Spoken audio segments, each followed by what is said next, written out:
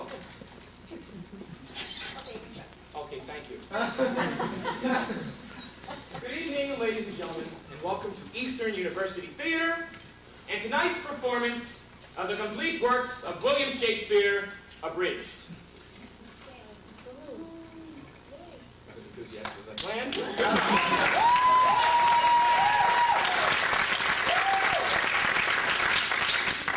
Before we get underway, I'd like to make a few brief announcements. The use of flash photography and the recording of the show, by any means, audio or video, is strictly prohibited. Thank you, sir, for your donation. You may continue. Please take the time now to locate the exit nearest your seat.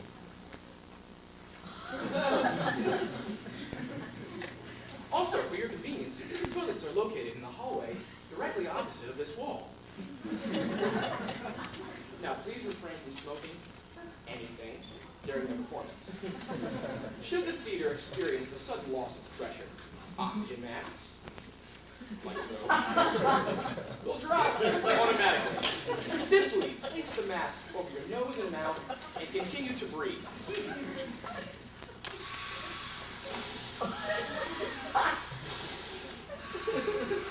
Normally. If you are at the theater with a little child, please place your own mask on first and let the little bugger fend for himself. Allow me to introduce myself. My name is Robert Guadagnino. And tonight, my two partners and I are going to attempt a feat which we believe to be unprecedented in the history of theater. That is, to capture in a single theatrical experience the magic, the genius, the towering grandeur of the complete works of William Shakespeare. Now, as you can see, we have quite a bit to get through tonight. So at this time, I'd like to welcome to the stage one of Eastern's preeminent students. He is currently working on a bachelor's degree, and I believe here he read 2 books about William Shakespeare. He is here tonight to provide a brief preface to the complete works of William Shakespeare. Please welcome to the stage, Mr. Gavin Peretti.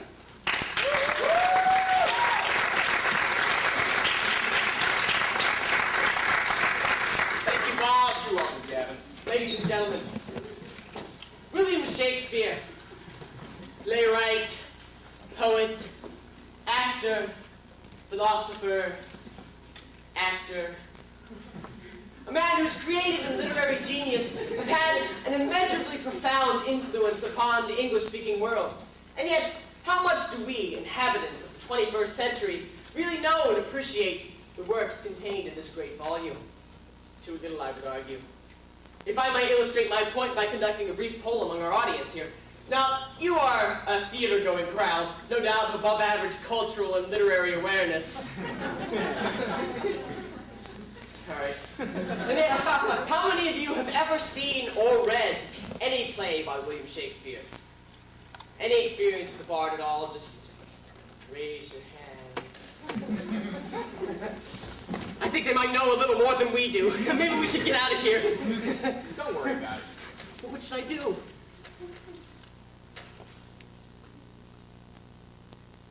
What? Narrow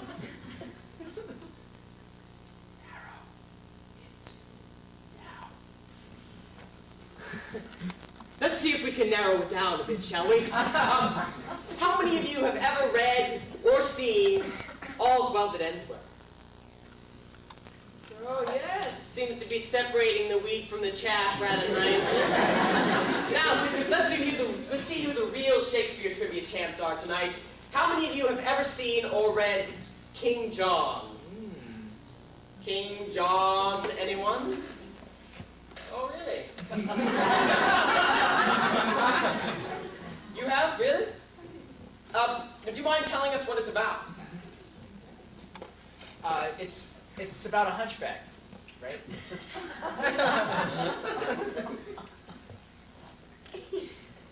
Ladies and gentlemen, that's exactly what I'm talking about.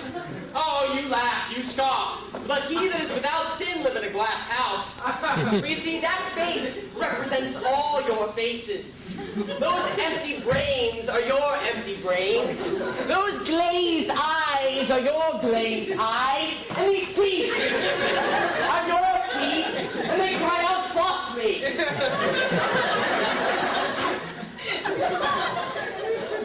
Ladies and gentlemen, I submit to you that our culture's capacity to comprehend, much less attain the genius of a Mr. William Shakespeare has been systematically shrunken by sitcoms, sodomized by soap operas, and reamed by Rush Limbaugh.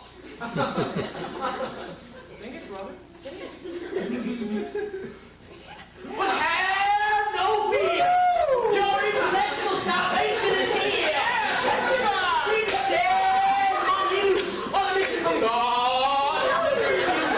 Spread the word of the bar to the masses! Amen! To take you on those first halting steps out of the 21st century quagmire for all O'Donoghue and over Jesse Raphael and into the future! Amen! Of the Lord! Future! A future where manly man will wear pink ties with pride. Yes, this book will be found in every hotel room across the world. That is my dream, ladies and gentlemen. And it begins here. Help me! As we take those first steps towards a brave new world of intellectual redemption by opening up your hearts. Yes, open up your hearts and your pocketbooks. Or simply charge your donations by Visa or MasterCard by phone 976 bar now. Give us your cash or creepy friends and deduct it from the tax year ends. On with the show and may the bar be with you. Thank you and hallelujah!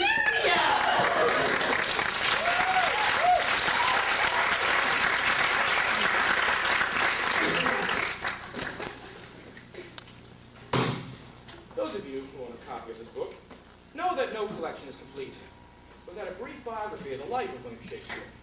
Providing this portion of the show will be the third member of the troupe, please welcome to the stage, Mr. Christopher Tolomeo.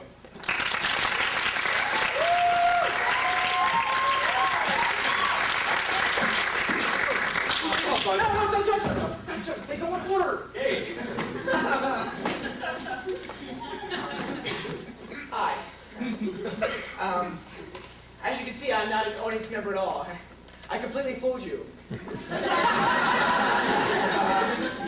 I've just been taking a couple notes on Shakespeare's life so we could get the show off to a good start, so we could know all the stuff he did and everything. And... Just get on with it. Okay. Yes. Okay. William Shakespeare. William Shakespeare was born in 1564 in the town of Stratford-upon-Avon, Warwickshire. The third of 8 children, he was the eldest son of John Shakespeare, a locally prominent merchant, and Mary Arden, daughter of Verona. Catholic member of the landed gentry. In 1582, he married Anne Hathaway, a farmer's daughter. Farmer's daughter. Oh, okay. He is supposed to have left Stratford after he was caught poaching in the deer park of a local justice of the peace. Okay. Shakespeare arrived in London in 1588. By 1592, he had achieved success as an actor and a playwright. After 1608, his dramatic production lessened, and it seems that he spent more time in Stratford. Okay. There, he dictated to his secretary, Rudolf Hess, the work Mein Kampf, to which he set forth his program for restoration of Europe. After reoccupying the Rhine zone between France and Germany, and annexing Austria, the Sudetenland. Sudetenland, and the remainder of Czechoslovakia, Shakespeare invaded Poland on September 1st, 1939, thus precipitating World War II. I never knew that before. Shakespeare remained in Berlin when the Russians entered the city and committed suicide with Mr. Steve Braun. He lies buried in the church at Stratford. Thank you.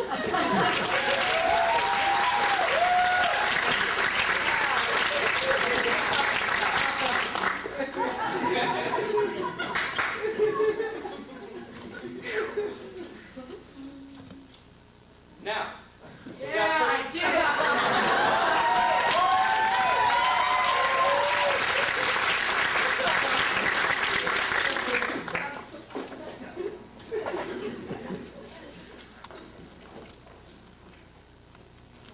now,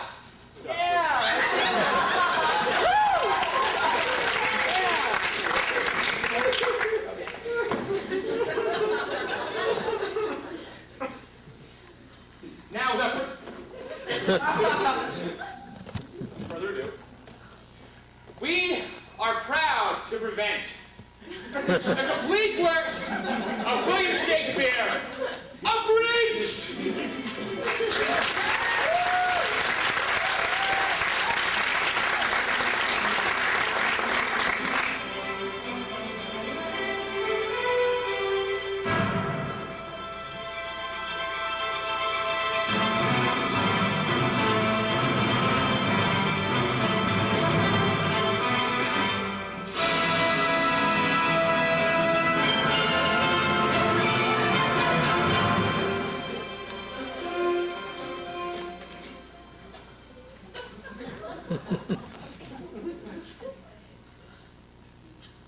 All the world's a stage, and all the men and women merely players.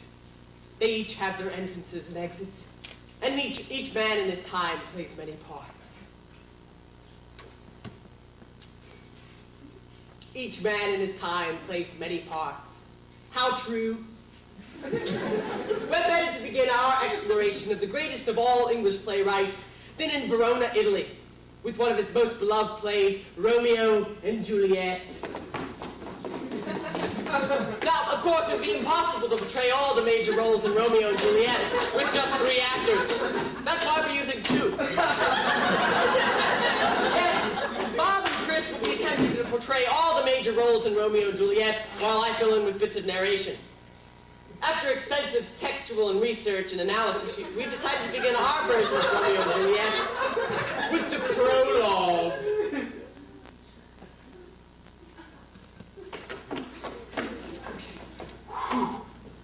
Two households, both alike in dignity, and fair Verona, where we lay our scene. From ancient grudge, right to new mutiny, where civil blood makes civil hands unclean. From forth the fatal loins of these two foes, a pair of star-crossed lovers take their life, whose misadventure pities overthrows, do by their death bury their parents' strife.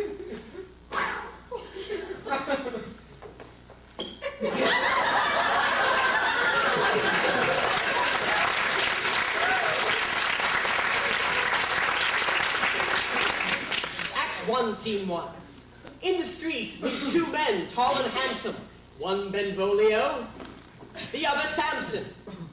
Their hatred fueled by an ancient feud. For one serves Capulet, the other Montague. Oh, what a bride! The rises her line. Sent him to the grocery store to fetch a pound of figs. It's him! I hate his guts, I swear to God I'm gonna kill him! Oh, it's him. I hate his dog. I hate his family. I hate them all!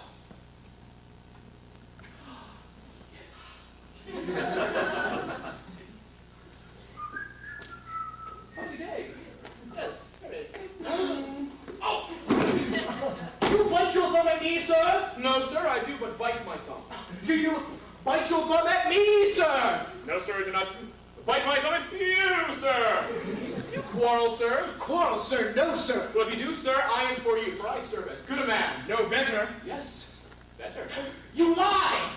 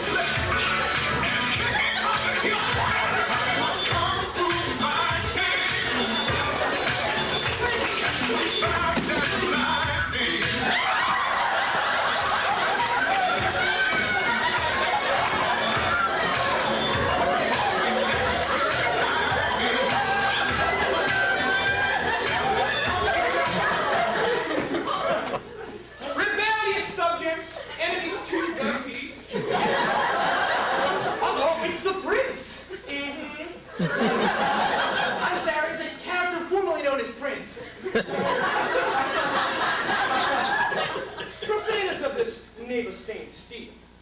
Capulet, you shall come along with me. Benvolio, come you this afternoon to know our father pleasure in this case. Messy boy.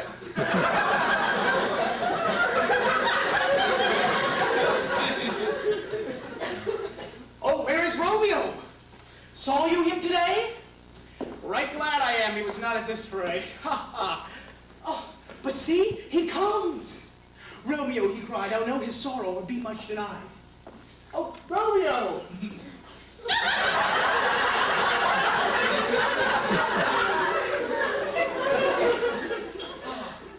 Good morrow, Carlos. Is the day so young? But you struck nine.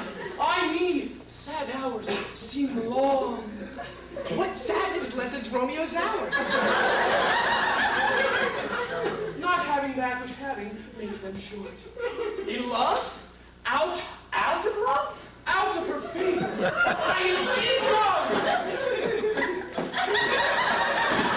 Alas, that love, so gentle in his view, should be so rough and tyrannous in proof. Alas, that love, whose view is muffled still, should see without eyes pathways to his will. Oh! There steps the fair Rosaline, whom thou so lovest, with all the admired beauties of Verona. Go thither and compare her face with some that I shall show, and I shall make thee think thy swan a crow. I shall go.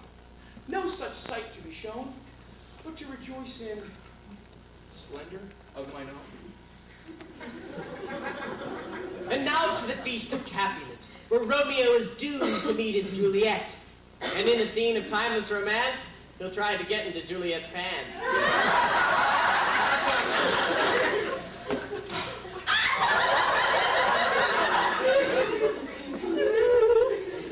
I am so lovely.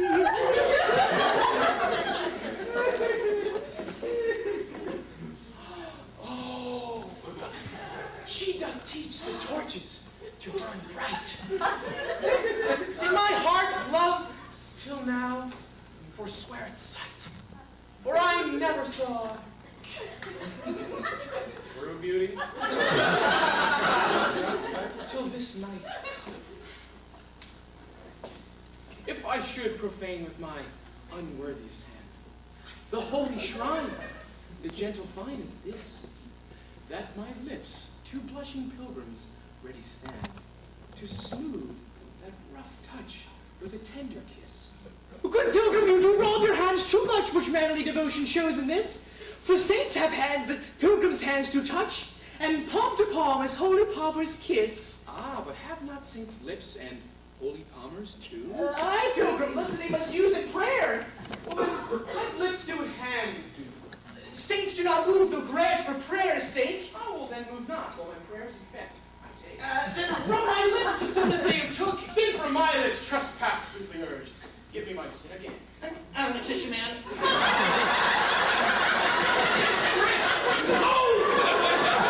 You got a little. Oh, come, brother.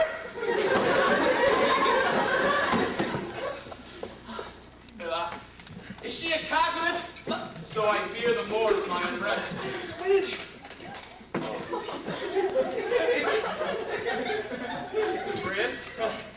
Chris, yeah, what are you doing? The balcony scene. Oh.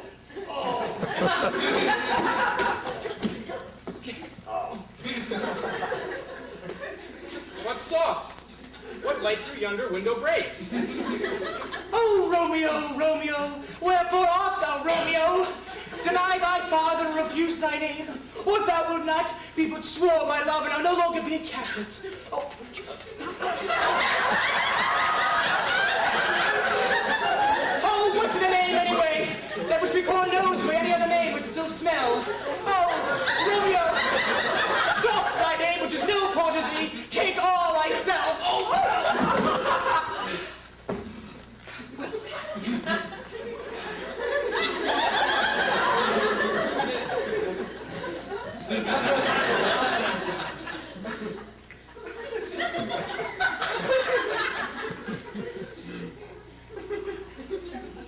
I take thee at thy word. Call me but love, and I shall be new baptized. What did you just say? Call me but love. Call you butt love?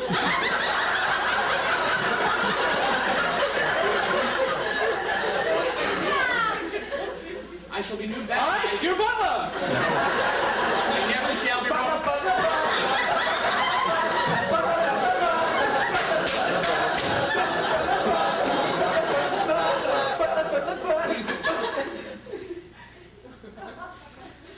What man art thou? Art thou not Romeo and a Montague? Neither, fair maid, if either thee dislike. Oh, dost thou love me then? I know that would say I will take thy word. Yet if thou swearest, thou mayest prove false. Oh, Romeo, if ever thou dost love, pronounce it faithfully. Lady, by yonder blessed moon, Oh, swear not but a moon. What shall I swear by?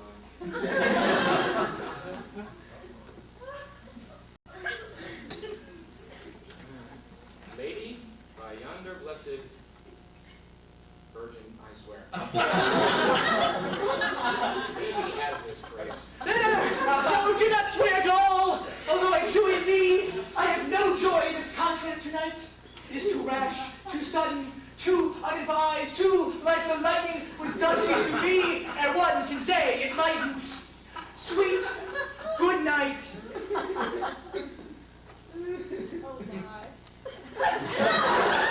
Sweet, good night.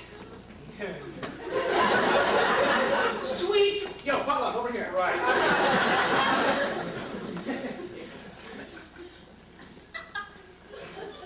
Wilt thou leave me so unsatisfied? Oh, what satisfaction canst thou have? Thy love's faithful exchange of vows for mine. Oh, I gave thee mine before thou didst request it. Let me, honey. Three words to interrupt war. Second date, sweetie. Three words, gentle Romeo, and a good night indeed. My bitter love be honorable. Thy purpose marriage, send word tomorrow. Good night, good night. Parting is such sweet sorrow. Really it is. Bye, my love.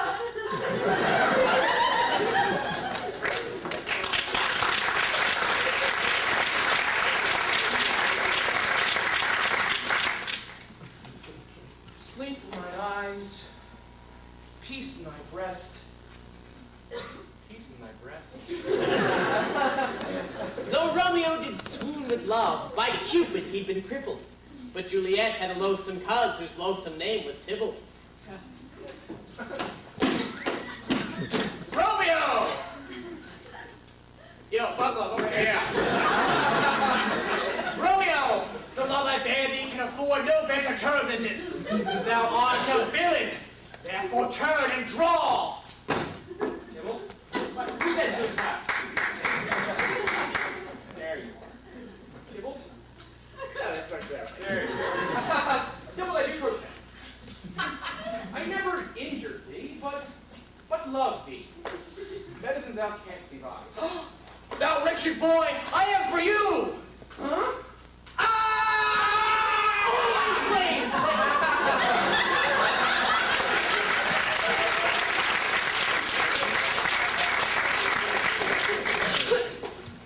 Now what do we do? I don't know, we skipped all this stuff. Yeah. I'll go to right there, see? Where? Right there. Okay. Moving right along. From Tybalt's death onwards, the lovers are cursed, despite the best efforts of friar and nurse. Their fate pursues them, they can't seem to duck it. And at the end of Act 5, they both kick the bucket.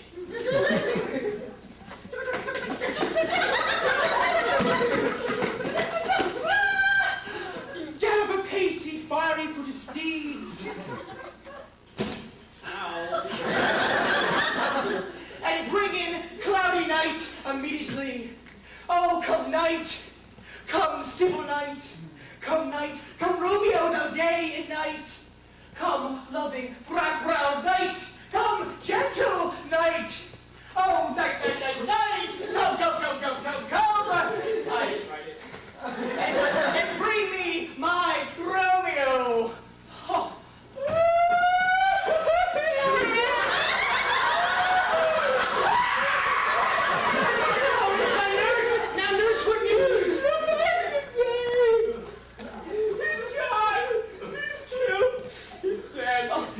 can be so envious?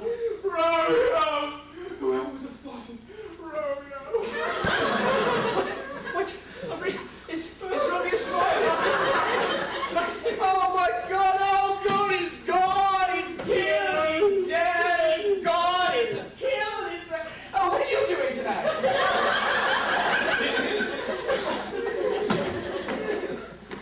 God save the mark! I saw the wound with my own eyes. Right here. His manly breast. Oh, is Romeo slaughtered and is Tybalt dead?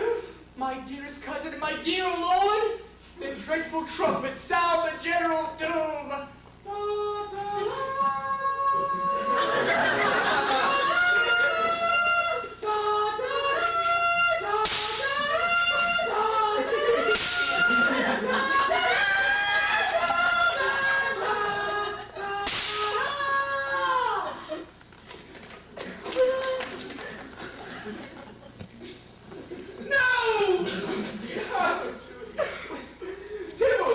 Tybalt is dead. Romeo that killed Tybalt, he is banished. Oh God! Did Romeo's hand shed Tybalt's blood? It did. I'm back in I can't take it anymore.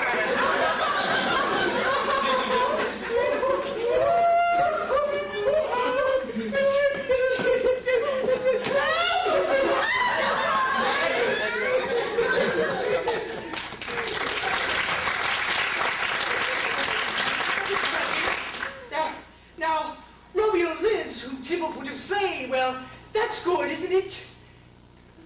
I said, isn't that good? Yes. Damn straight. And Tybalt is dead, who would slay my husband. Well, that's good, isn't it? Yes. Then why do I feel like poo-poo? It's not a good day for Juliet. It's not a good day at all. It's a caca, poo-poo, wee-wee, weeble, bunny, little fall down day.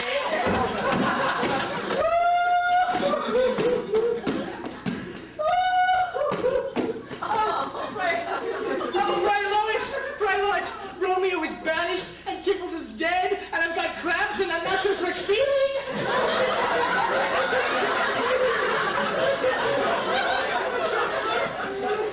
Juliet, I already know thy grief. Now, take it out as violent. In its distilled liquor, drink it at Waffa, and presently through all thy veins will run a cold and drowsy humor. I know, I feel a cold and a drowsy humor running through my veins. Hold yourself.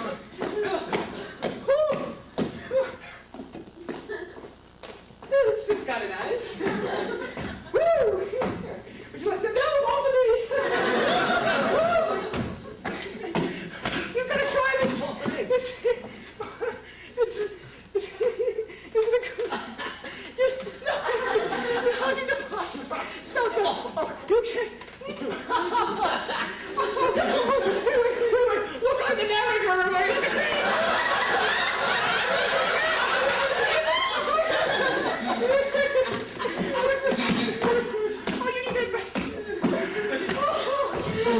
Oh, I'm feeling nauseous.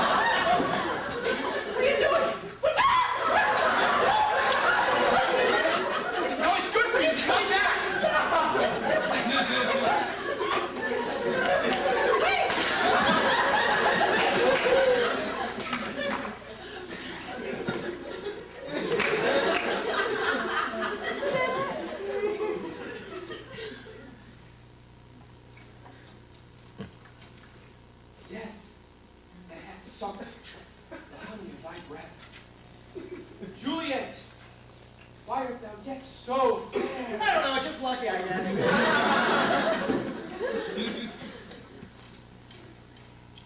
Shall I believe that unsubstantial death is so amorous? To keep leave thee here in the dark to be his paramour.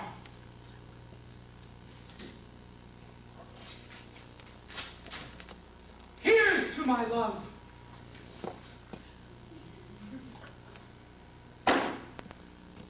Oh, true apothecary, thy drugs are quick.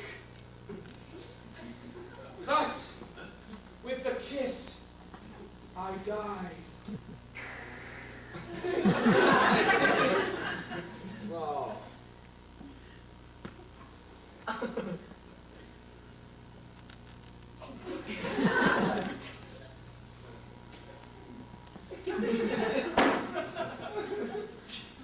Thus, with a kiss, I die.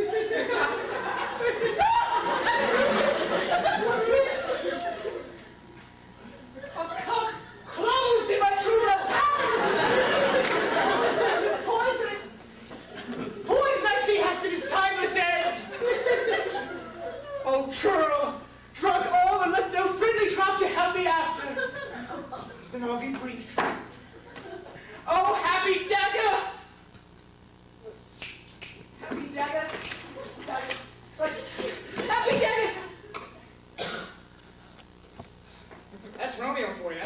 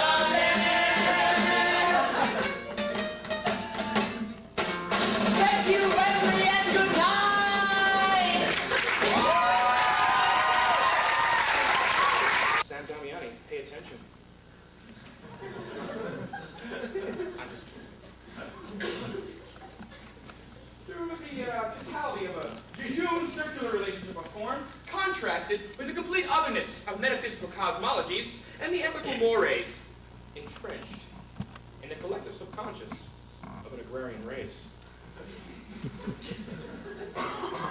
So, we now present Shakespeare's first tragedy, Titus Andronicus, as a cooking show!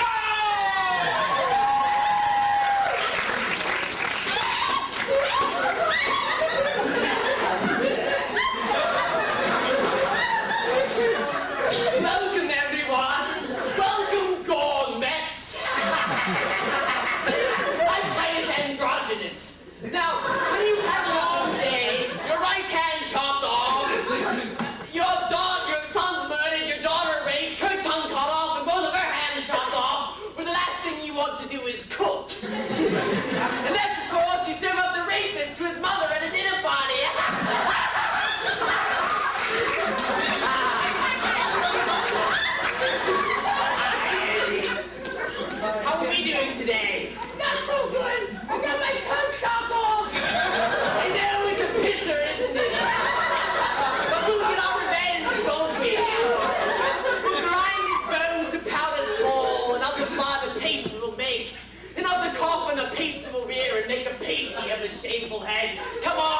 Receive the blood.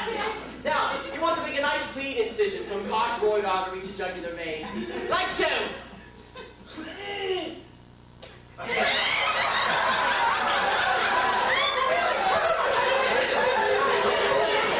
should want to use a very big bowl because the human body has about 4 quarts of blood in it. Now, when he's dead, you'll be just about grind his bones to powder small and with the hateful liquor temperate. And in his vile juices, let his head be baked at 350 degrees. And after 40 minutes, you have this nice, lovely human head pie. Which we prepared earlier with serving suggestion, lady fingers for dessert. Who will be the first to try this delicious taste treat? Welcome, gracious lord. Welcome, dread queen. Will it please you eat? Will it please you feed? It's finger-licking good.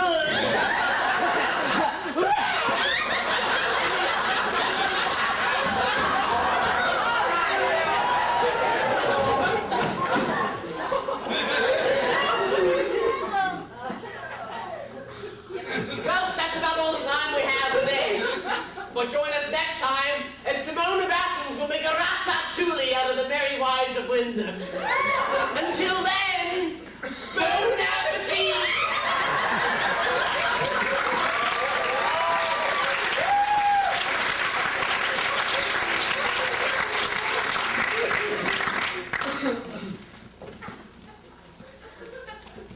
I hope no one is too offended by Titus Andronicus. You see, Shakespeare, as an early writer, seems to have gone through this blood and guts period. No doubt, if he were alive and working in Hollywood today, he'd be producing Titus Andronicus not just desserts. It's not really that funny, I know. So let us now move on to one of Shakespeare's more mature plays, as we present his dark and brooding tragedy, Othello, the Moor of Venice.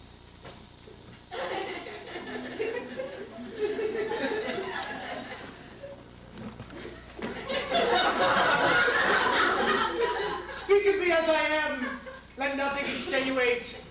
Of one who loved, not wisely, but too well.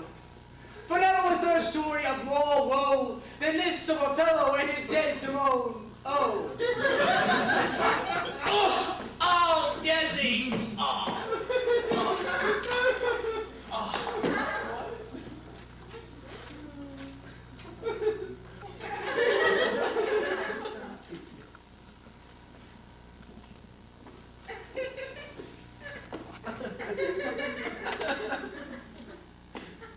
We left Chris on his own to research this play.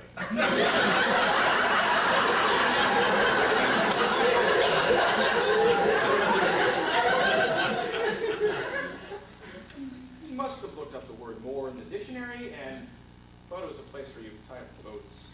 Which in this context is totally pea-brained, because in the 16th century a Moor referred to a person of African descent. Oh, I feel like such an idiot.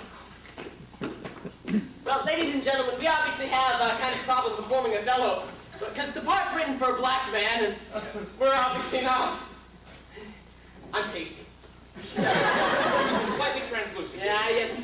You're slightly dark-skinned, but more Semitic than African, I would say. We're honkies, basically, is what I'm trying to say. Due to physical limitations, we were unable to perform Othello, the Moor of Venice. So we'll move right along to Shakespeare's... What?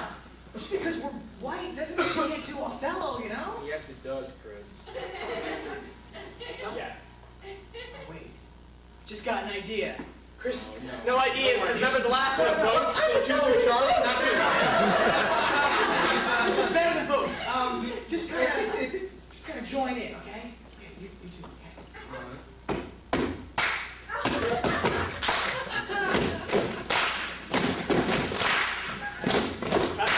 Keep it going. And here's a story of a brother by the name of Othello. He liked white and he liked green jello.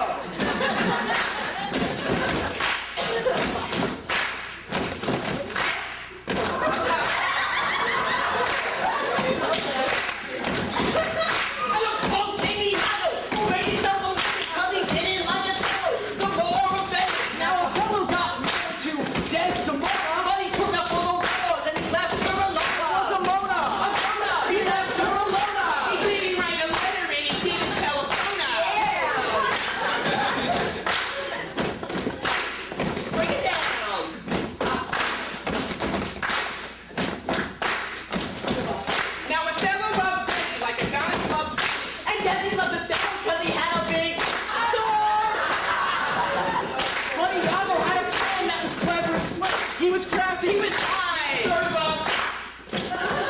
Sword!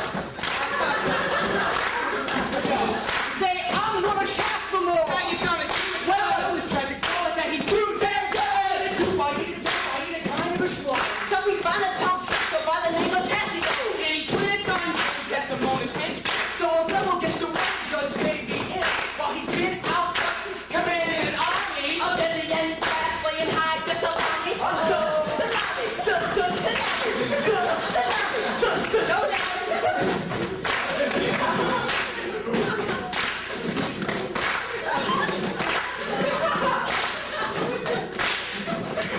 So we come back and stick a pillow in her face. And he sits and laments about his disgrace. Here you have the sword. Who we met in that I mean, she weren't no whore. You were clean, virginal too. So why'd you have to go make her face turn blue? It's true. Now what you gonna do? And Othello said go. This is getting pretty scary. So he pulled out his blade and committed their injury. And God got drunk, we probably caught the plane. Loaded up his bags. Beverly Hills, that is.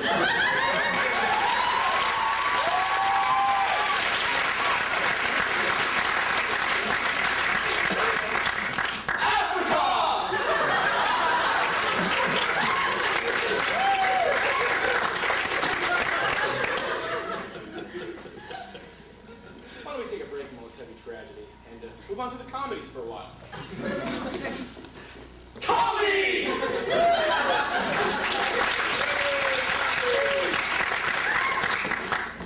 Now when it came to the comedies, Shakespeare was a genius at borrowing and adapting from different theatrical traditions. Yes, these traditions include the Roman plays of Claudius and Terence, Ovid's Metamorphoses, which are hysterically funny. Nah. And the rich Italian tradition of commedia dell'arte. Yeah, basically Shakespeare stole everything he ever wrote. Stole is kind of strong word, bro. Distilled, maybe. And he distilled the 3 or 4 funniest gimmicks of his time and milked them into 16 plays. You see, essentially Shakespeare was a formula writer. Once he found a device that worked, he used it Over and over and over again. So, Mr. Shakespeare, the question we have is this.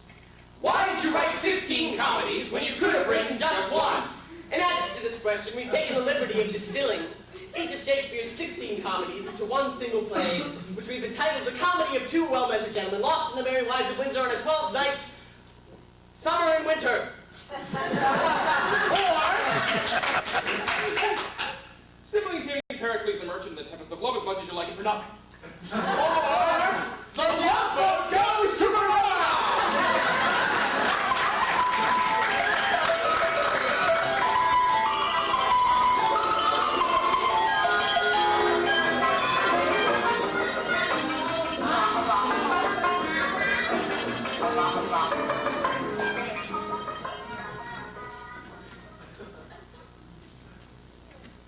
Comedy!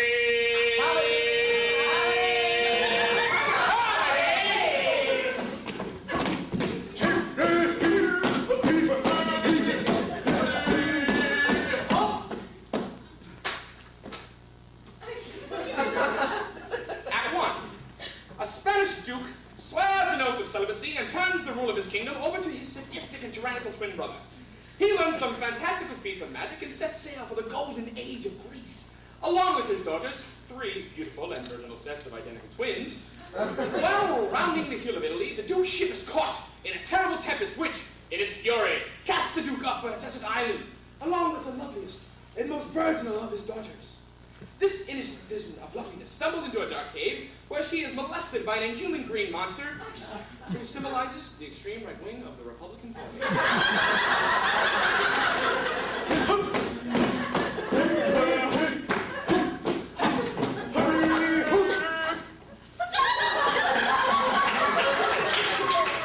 Act 2. The lone wolf's children of the Duke's brother, also coincidentally 3 sets of identical twins, have just arrived in Italy. Though still possessed of an inner nobility, they are ragged, destitute, penniless, flea-infested shadows of the men they once were, and in the utmost extremity are forced to borrow money from an old Jew who deceives them in putting down their brains as collateral on the loan. Meanwhile, the six brothers fall in love with six Italian sisters, three of whom are contentious, sharp-tongued little shrews, while the other three are submissive, airheaded little bimbos.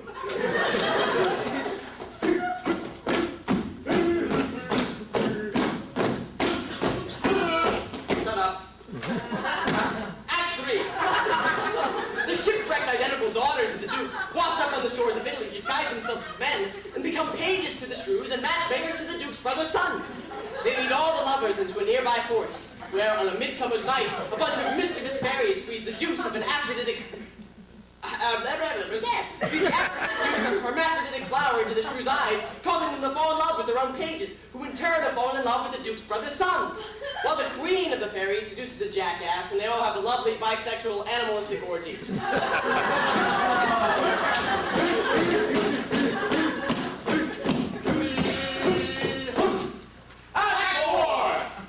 The elderly fathers of the Italian sisters, finding their daughters missing, dispatched messages to the pages, telling them to kill any man in the vicinity.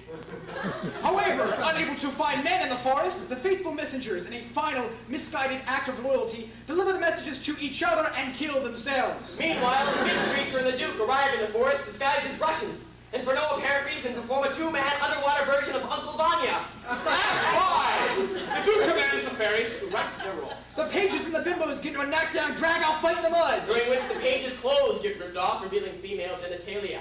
The Duke recognizes his daughters. The Duke's brother's sons recognize their uncle. The magician turns the monster into a newt. And they all get married and go out to dinner. Except for a minor character in the second act who gets eaten by a bear, and the Duke's brother's sons who, unable to pay back the old Jew, give themselves lobotomies. And they all live happily ever after.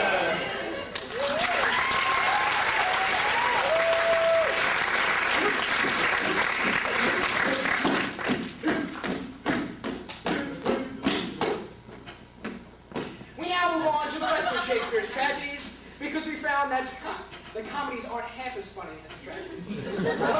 Well, take, for example, Shakespeare's Scottish play, Macbeth. Whoa! Thank you, Gavin. Yeah, we don't say that. Oh, We're never never say say that. that. You say mid, you're not even saying it.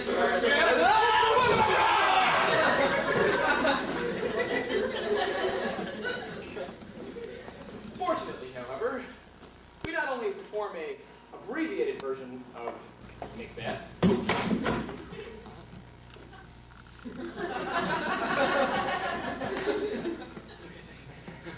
but after much thorough research, we are able to do so in perfect Scottish accents! Can you help me put on my costume? Hold that too. After the nose goes on, then you apply the hat. The application of the hat.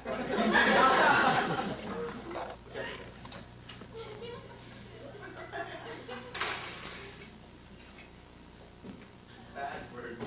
No, it's actually the right way, believe it or not. There's a little Velcro in the back, but I can't reach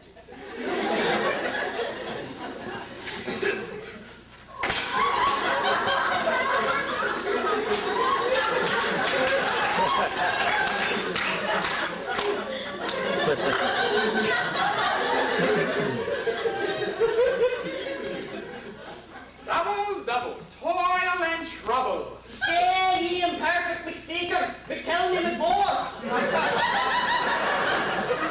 Macbeth, beware Macduff. None born of woman shall harm Macbeth. Shall run of wood come. Doesn't him ill, I don't say no. Oh, that's dead great. Then we'd walk the guy with the McFear McDuff. Aha!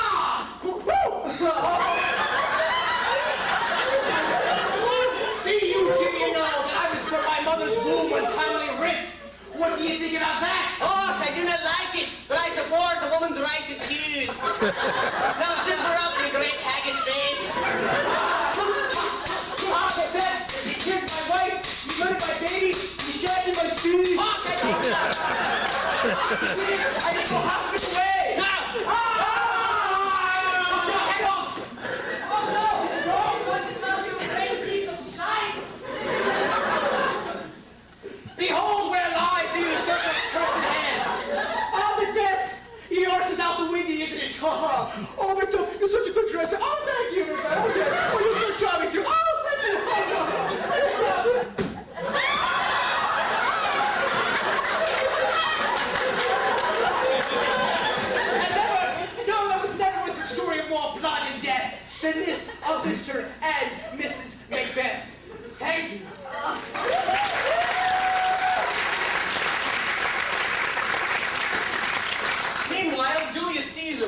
beloved tyrant. All hail Julius Caesar! Hail sit the sun. Who was warned by a soothsayer. Beware the Ides of March! The great Caesar, however, chose to ignore this warning. What the hell are the Ides of March? The 15th of March! Why, that's today! Today!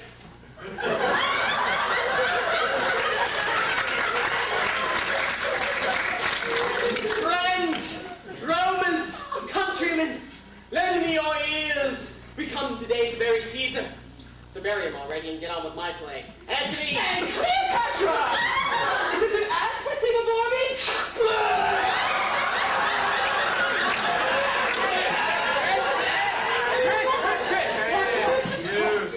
What are you doing?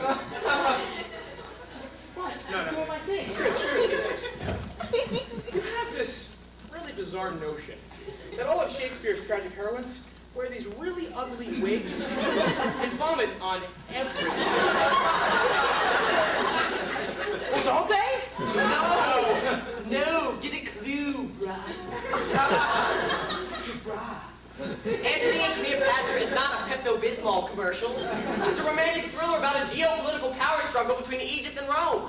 Oh, it's one of Shakespeare's geopolitical plays. Wow. If I know that, I never would have screwed around with it. Because Shakespeare's geopolitical work is some of my favorite stuff. It's like the themes he wrote about 400 years ago are still relevant today, you know? But for instance, what's that one he wrote about how nuclear energy affected the Soviet Union? Remember that one? Chris, Shakespeare didn't write anything about the Soviet Union. Yeah, he totally did. It was called Chernobyl Kinsman. And it was intense. It was about this nuclear reactor that melts down and pollutes the air and water of all the neighboring kingdoms. But the king of Chernobyl denies it ever happened, even though the peasants are like growing second heads and stuff. Then in the second act, there's this radioactive cloud that flows over the New World and creates this genetically mutated race of TV evangelists that bring the war back to life. And then Guzzle turns on and starts tromping all over Japan, spitting fire and Chris, what are you talking about? Chernobyl Kinsman. It was so intense. I saw this one performance in Boston where these like explosions of it. Shakespeare never wrote a play called Chernobyl Kingdom. He wrote a play called Two Noble Kingdom. Not Chernobyl Kinsman. Chernobyl Kinsman? Not Chernobyl. Oh, well, what's Two Noble Kinsman about? It's about this girl who goes insane for fear that her boyfriend's going to be eaten by wolves and her father hanged. And is there anything in it about Boris Yeltsin? Well, I never even heard of that play. Well, Chris, you know, I'm actually not surprised you haven't heard of it. Ladies and gentlemen, Chernobyl Kinsman falls under a category of Shakespeare's plays better known as the Apocrypha, or the lesser plays, or the obscure plays, or simply the bad plays. Yet not all of Shakespeare's Apocrypha are completely without merit. In fact, his one play, Troilus and Cressida, is hardly crap at all. I actually discussed it in depth in my soon-to-be-released book called I Love My Willie, which actually I love to give out for you right now. The manuscript, guys. Not the manuscript.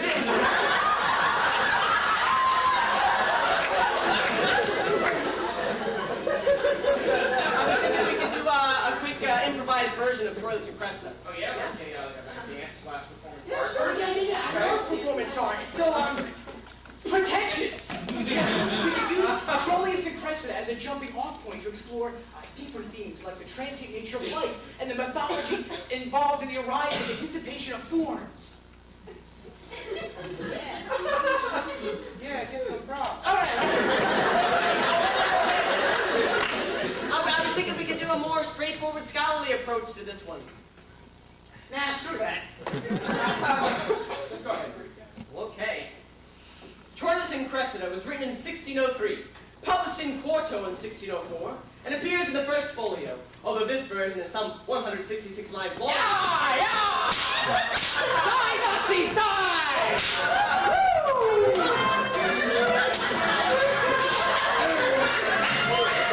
I hate snakes! Oh my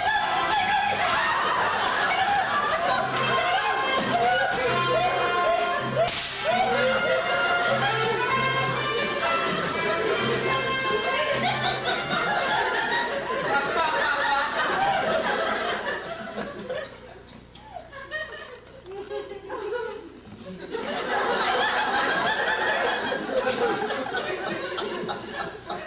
and gentlemen, my book has nothing to do with raiding the lost ark.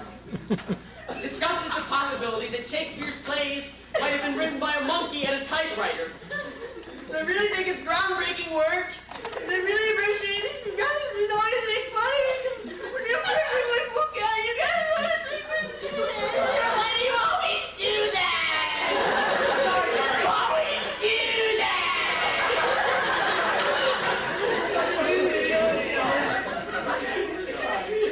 Let's give him up. Okay. Come on. I love you guys! Love you too, Gavin. We love you, buddy. Yeah. Yeah, that's great. Right?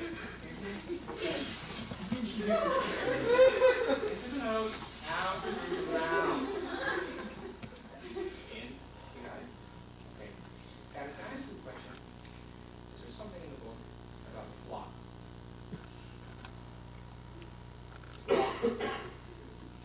Of course I cover the plot! I mean, what kind of scholar do you think I am? I cover the plot in depth. On the footnotes on page 29. Troilus, youngest son of Priam, king of Troy. All right. So you be Troilus and you be the king. Okay, great. Loves Cressidas. I'll get the wig. And has arranged with her uncle Pandarus for a meeting. Although she feigns indifference, she's What? I attracted. have to feign indifference? Yes. Meanwhile, Agamemnon, the Greek commander, Agamemnon, are you kidding me? Gavin, Come please on. save us from Agamemnon. It's so boring. Agamemnon is one of those colorful Greek tragic. Like as soon as you said Agamemnon, I was asleep. Yeah, I'm sorry. I told these guys backstage right before we went on. I told them I will not do dry, boring, vomitless Shakespeare for these people. Because it would just turn me off to Shakespeare. I mean, that's what happened to me. You know, when I was a kid and we used to be supposed to be studying Shakespeare in class, you know, I was looking out the window and all the kids playing ball, and I'd be thinking to myself, why can't this Shakespeare stuff be more like sports? You know? Sports? Yeah, like how do you mean? Yeah, like sports. Sports are visceral, you know? They're exciting to watch. I mean, all right, take the histories, for example, with all those kings and queens killing each other off and the throne being passed from one generation to the next. Like, it's exactly like playing football, you know? Only you do it with a crowd. Yeah, they are kind of similar, aren't they? Yeah, I can see that. Okay. All right, it's game time. Okay, Chris, let's line them up. Ready? Let's kick some royal ass. Yeah. 25, 42, Richard III, Henry VI, Part 1, 2, 3, And the crowd was stopped to Richard II, that well-spoken 14th century monarch. He's fading for back to the past, looking for an air downfield. Oh, but he's hit hard by King John! Oh, my gross flesh sinks downwards. And the crowd was in the air. Oh, and Henry VI comes up with it. Victory is mine. What? He's hit immediately by King John. That's right. And he's down. Ooh, he's coming up there. This looks like it could be the end of the War of the Roses cycle. King John is in the clear. My soul hath elbow room. He's at the 40, the 30, The 20. Oh, he's poisoned at the 10-yard line. He's out the game. Replacing him now is number 72, King Lear. And divide our kingdom in three. Cordelia, you go long. What? A penalty marker is down. Fictional character on the field. Lear is disqualified and he's not happy about it. Hockey, Lining up now is that father-son team of Henry IV and Prince Hal. Sent the snaps to the quarterback. Quarterback gives it to the hunchback. Oh, it looks like Richard III's limp is giving him trouble. a horse. My kingdom for a horse. Rumble! And Henry VIII comes up with it. He's at the 20, the 15, the 10. He stops at the 5 to chop his wife's head off. Touchdown! The Red Rose! I can't believe it. This could be the beginning of a Tudor dynasty. Henry is dead. Richard III, the whole royal family is freaking absurd. Especially Charles!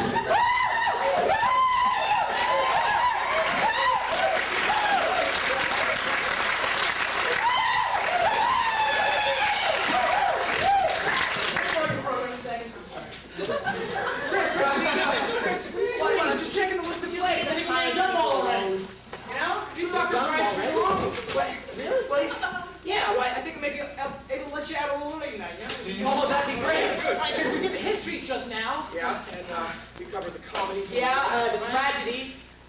Titus Andronicus with all the blood. Romeo and Juliet we did. Julius Caesar, Troilus and Cressida. We wrapped Othello. Leo was in the football game. Macbeth, the Scottish accents. And how can we forget Hamlet? I don't know. It's right there. Shakespeare didn't write Hamlet, did he? Of course he did. Isn't that a Mel Gibson movie? Ladies and gentlemen, 36 plays down, 1 to go. Perhaps the greatest play written in the whole English language. A play of such lofty... Yeah. What? Hamlet is a really serious, hardcore play, and I'm just not up for it right now. Chris, we've done 36 plays. That means there's 1 more to go. I know. It's just One more play. It's just that the football game left me emotionally and physically drained, and I just don't think I could do it justice. Well, you don't have to do it justice. You just have to do it. I don't want to do it. Look, Chris, our show is called The Complete Works of William Shakespeare. I think they'd like to see Hamlet.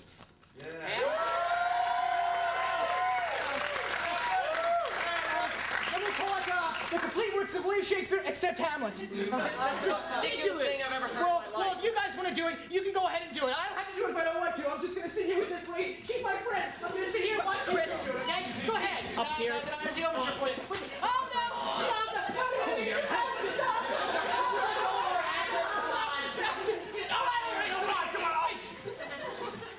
Are you all right?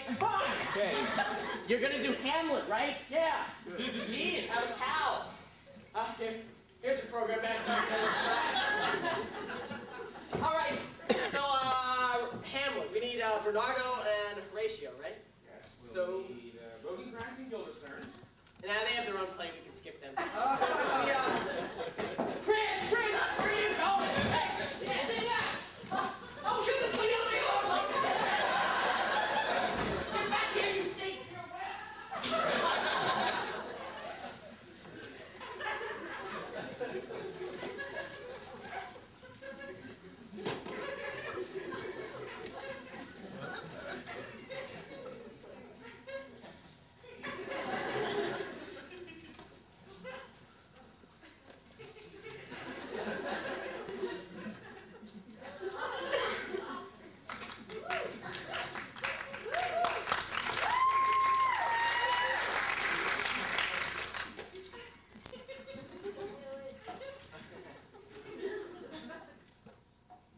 Gavin is usually much faster than Chris.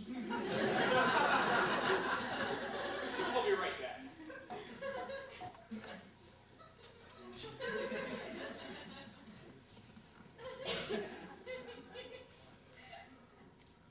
Maybe I should stall for a little while. Okay.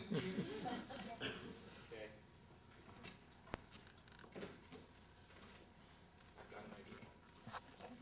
Now I know that it is supposed to be a comedy, but tonight I'm feeling sort of nostalgic. And since this is Shakespearean theme, I feel like singing a song that I sang quite a few years ago in a show that I was in called The Two Gentlemen of Verona.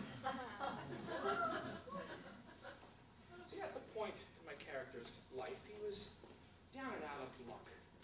The Duke, his love's father, was kicking him and banishing him out of the sight of the Duke and Sylvia, his love. So, to be sort of reminiscent, I'd like to serenade you all tonight with a song written by the Beatles called And I Love Her.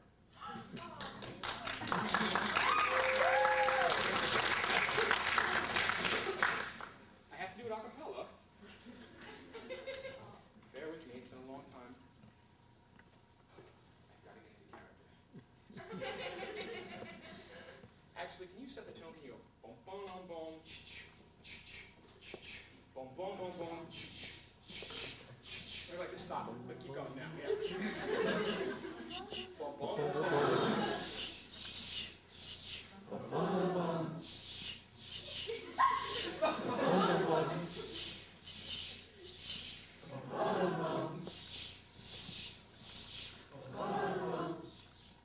I give her all my love. That's all I do. And if you saw my love, you'd love her too. And I love her. Bum, bum, bum, bum, bum, bum, bum, bum.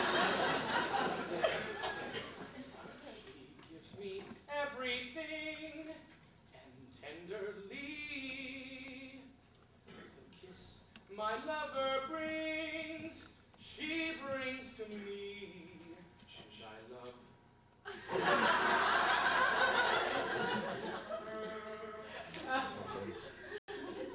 Blum, blum.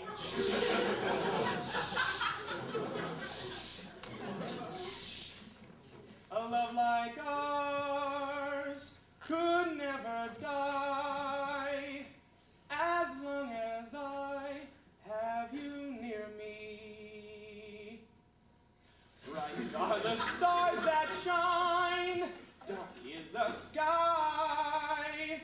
I know this love of mine could never die, and I love her. Thank you.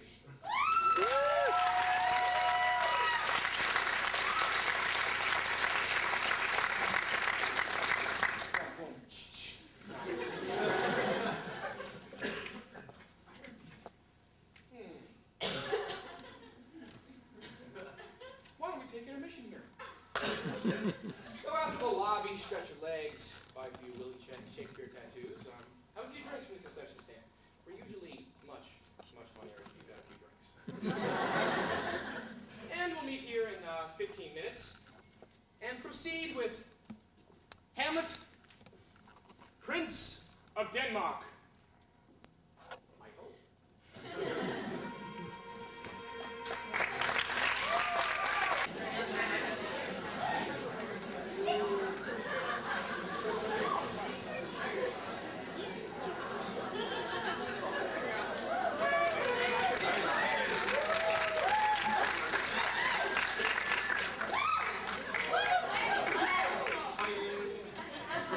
No comment on the socks, though. I like them. Oh, thank you. The lights are better than the socks.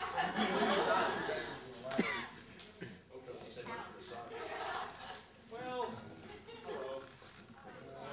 Did you have a nice intermission? Spectacular. Good, what'd you do? Yes. Gavin called during the break. He said he found Chris at the St. David's train station trying to get a ride out of here. He said until they got back, what I should do is cover the sonnets. Shakespeare wrote 154 sonnets. So what I did is I condensed them down to this 3x5 note card. What I thought we can do is if we start here with you. You take it, you read it, you enjoy it, and then you pass it to the person next to you. But if you don't enjoy it, you pass it to the person next to you. And so on and so forth. We'll go down the rows, back and forth, and until it gets to you, way there in the back. When it does, Gavin and Chris should be back.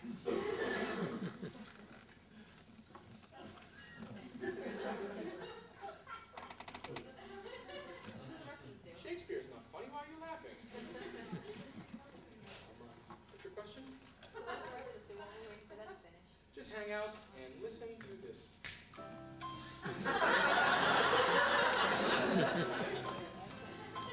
Feel free to hum, yes.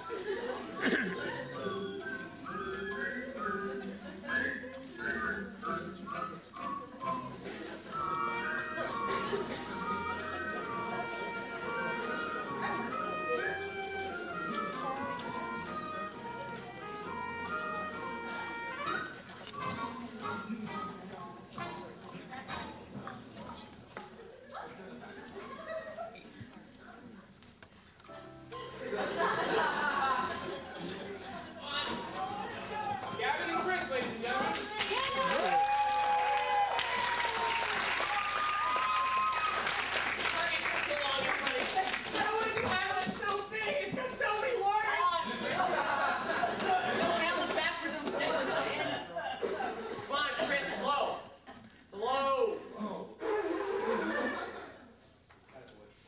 I'll take him backstage.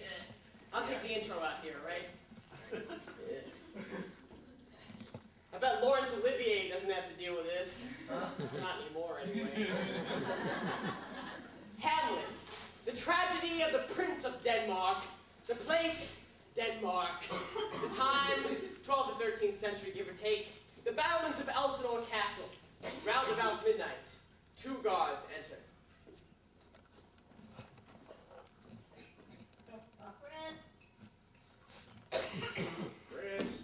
Chris, can't you hear the audience out there?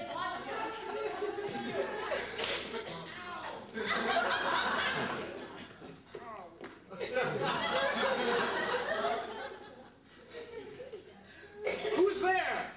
Nay, answer me. Stand and unfold yourself. Long live the king? Bernardo,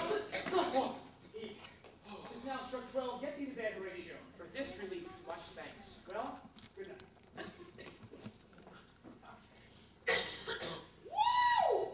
Peace! Chris! Let me off! Look where it comes! What are you talking?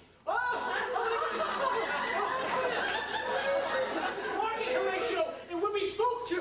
What art thou?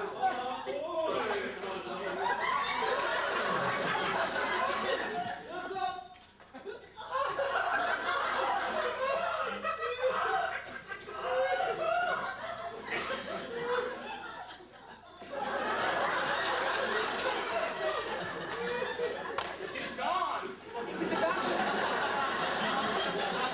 He's about to speak when the cock crew. Break we our watch, and by my advice, let us impart what we have seen tonight unto Hamlet, Prince of Denmark.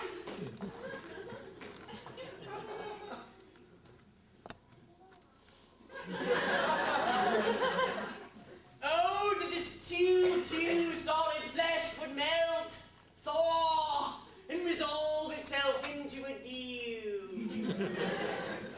That it should come to this, 2 months dead, so loving to my mother. Frailty thy name is, woman. Yeah, you. The funeral baked meats did coldly furnish forth the marriage tables.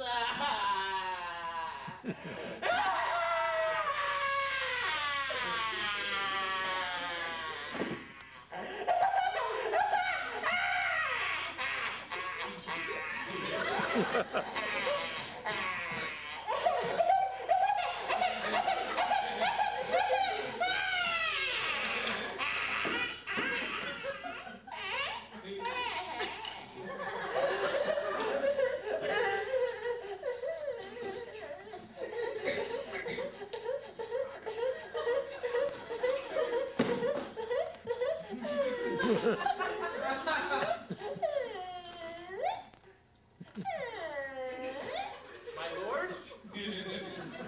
Horatio.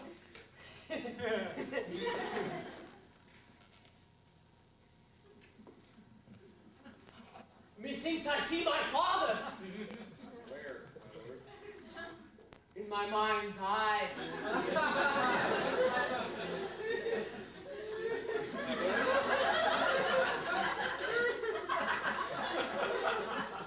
My lord, I think I saw your father yesternight. Saw who? The king, your father. The king, my father? But what was this?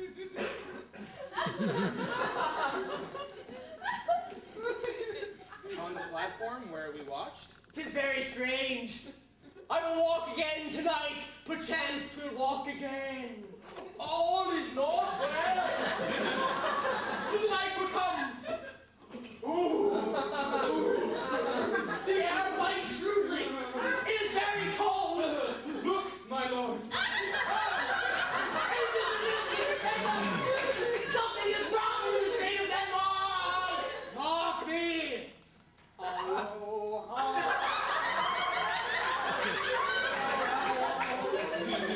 Speak, I am bound to hear. So art thou to revenge when thou shalt hear. If ever thou didst thy dear father love, revenge is foul and most unnatural murder. Murder!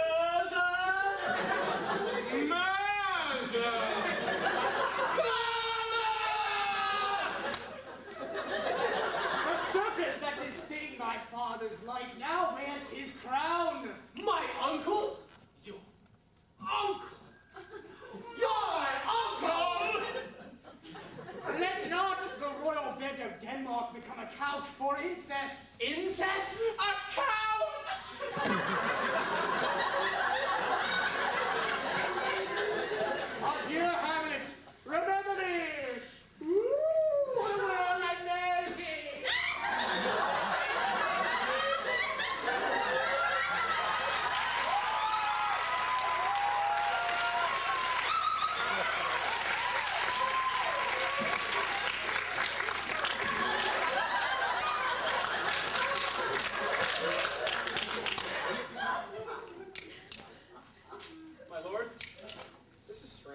There are more things in heaven and earth, Horatio, that are dreamt of in your philosophy, so piss off!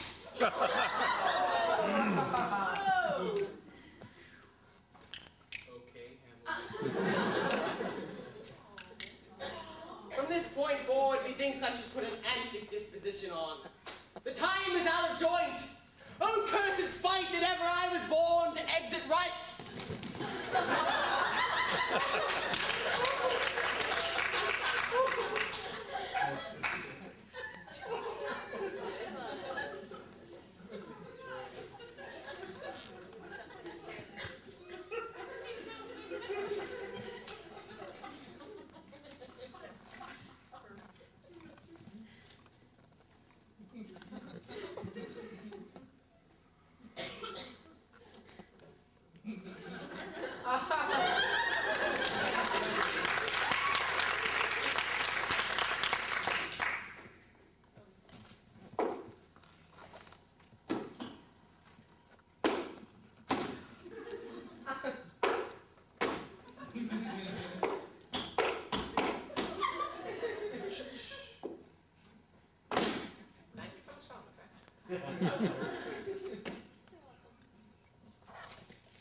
Neither a borrower nor a lender.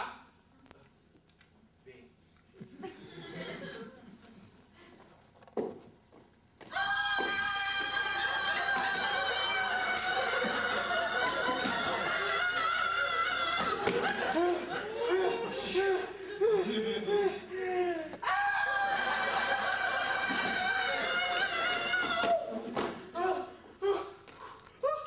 How now, Ophelia? What's the matter? My lord, as I was sewing in my closet, Lord Hamlet, with his doublet all embraced, no hat upon his head, Right. hairless as shirt, with his knees knocking each other, and with a look so piteous in purport, as if he'd been loosed from hell, to speak of horrors, he comes before me.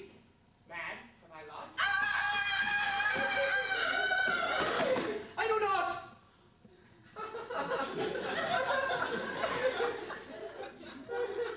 I know the cause of Hamlet's lunacy. Since brevity is the soul of wit, I will be brief. He is mad. Matt, you say whatever we can do. Look you, the chorus comes reading. Away, I do beseech you away. How does my good Lord Hamlet? Well, God of mercy. Do you know me, my lord?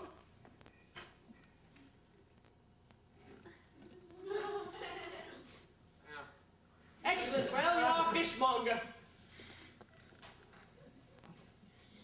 though this be madness, yet there's method in it.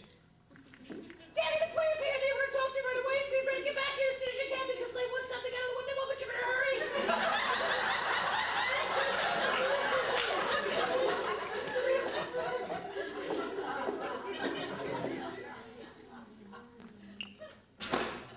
I am mad, but north-northwest.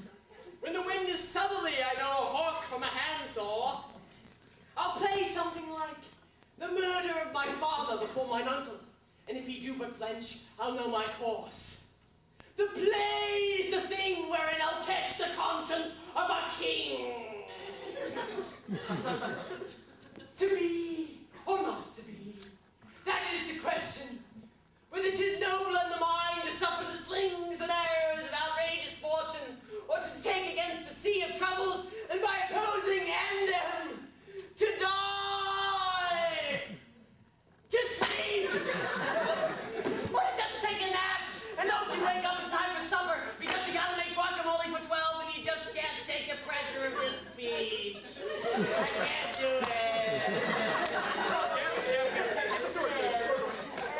Gavin, look, Bob and I have been talking about it backstage, and you don't have to go on with the speech if you No, want you to. don't have to. I'm so embarrassed. Ladies and gentlemen, you have to excuse him. It's a very heavy, emotional speech, and he's been under a lot of pressure lately, what with having with Felicia and all. And Felicia!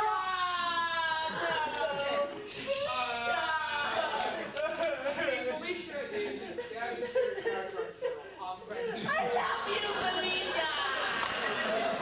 He's a little upset right now because she 10th anniversary and she has his bipolar disorder. She thinks it's a crime worker named Phoebe or something. So I think for tonight we should just skip that speech.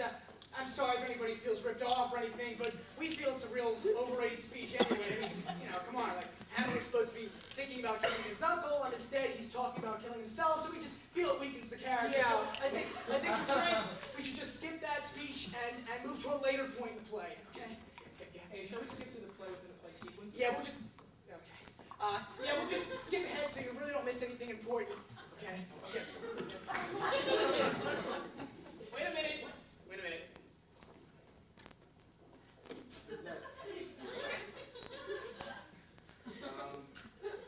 There's that one speech of Hamlet. I don't think we should cut it. The what a piece of work is man speech. Yeah. Right. Well, there's that one speech that goes, I have of late, but wherefore I know not, lost all my mirth for going on custom of exercise. And indeed he goes so heavy with my disposition, that this goodly friendly earth seems to me a sterile promontory, this most beautiful canopy, the air look you, this brave overhanging firmament, this majestic roof fretted with a golden fire, while it appears to me no more than a foul and pestilent congregation of vapors. What a piece of work is man, how noble in reason, how infinite in faculty, in form and moving, how express and admirable, in action how like an angel, in apprehension how like a god, the beauty of the world, the paragon of animals, and yet to me, what is this quintessence of dust? Man delights not me.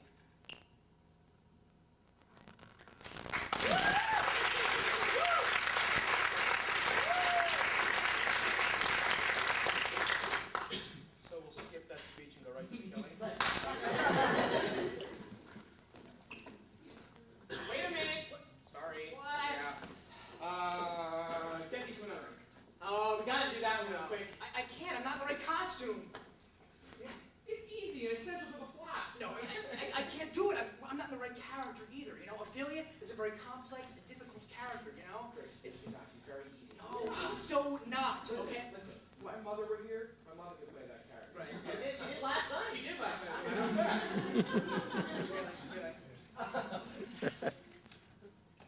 What? That lady right there with the red hair, she could play that character. Well, let's get her to do it then.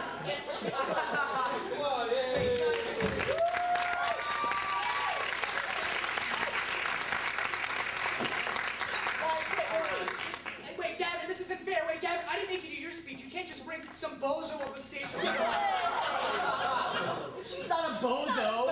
Besides, she volunteered. First of all, what's your name? Do you mind if we call you Francois? It's a little easier to remember. Hi, Francois. Up here, Francois.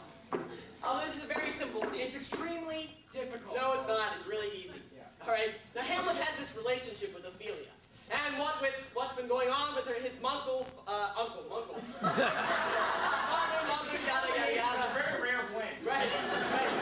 But basically, he can't deal with the right. He's being a prick, basically. Right, he's being a prick. So, in this scene, Hamlet says to get out of his life. He says, get thee to a nunnery. Right. Now, in our version of Hamlet, all that she does in response is she screams. That's all she does. Right. Hamlet says, get thee to a nunnery, she screams, all right? You want to try it? Good luck. Get thee to a nunnery!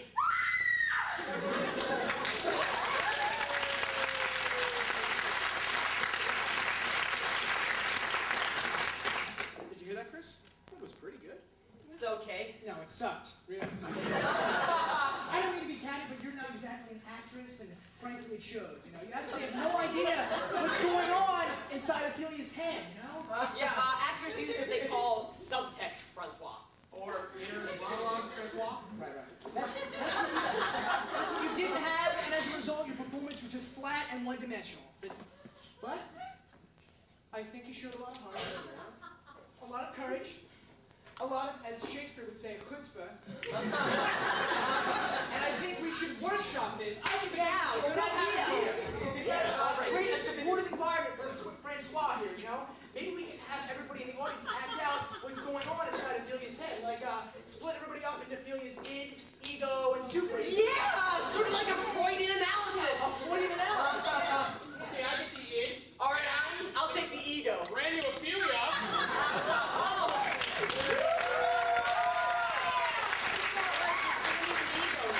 I can find some egos out here. like an ego.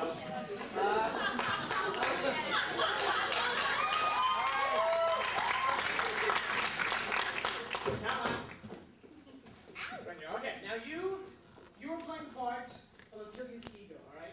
Now at this point in the play, your ego is flighty, it's confused, it's an ego on the run. Yes, and we're going to symbolize this, Francois. Well, you might have to call you Francois. We're going to symbolize this actually by having you run back and forth in front of Ophelia here. Alright, so why don't you try that? You mark, get set, go, go, go, go, go, go, go, go, go, go, go, go. Hey, maniac here, huh? Okay. Everybody in the first 3 rows. You are Ophelia's id. Her id is confused. It's wishy-washy. It's a washy sea of alternatives. So to symbolize this, what I'd like you to do is you put your hands in the air, wave them back and forth like this, kind of undulate, and say, baby, baby,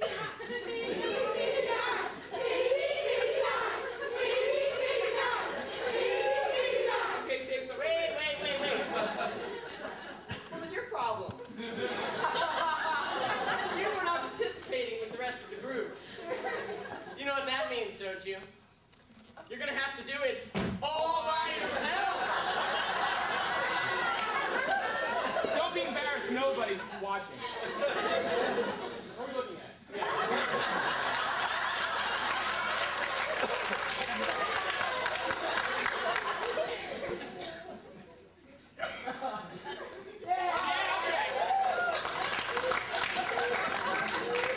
I don't know, but I feel let's get everybody behind the first 3 rows to play Ophelia's superego. This is the final psychological component. The superego is a strong, moralistic voice inside your head that tell you exactly what to do. They're very, very powerful, very difficult to shake. You know, some people never shake it in their whole lifetime. You know, sort of like Catholicism. You know. Anyway, this is a really complex part of the psyche. So now you want to help me out. Well, sure. Yeah, let's divide the superego up into 3 parts, okay? Like everybody from where Gavin is indicating to my left be section A, okay? Don't worry, you're not cut in half. You can choose. Okay. Now everybody from Gavin to, I'd say here, you be section B, okay? Right there. And everybody from here all the way over, your section C. Right, it's not too difficult, is it? Okay. Right. All right, now section A. You are going to be the masculine part of Ophelia's brain, okay? The animus, so to speak. And I want you to use Hamlet's line for this. I want you to say, "Get thee to an nunnery." Okay, let's try it. Ready? Section A.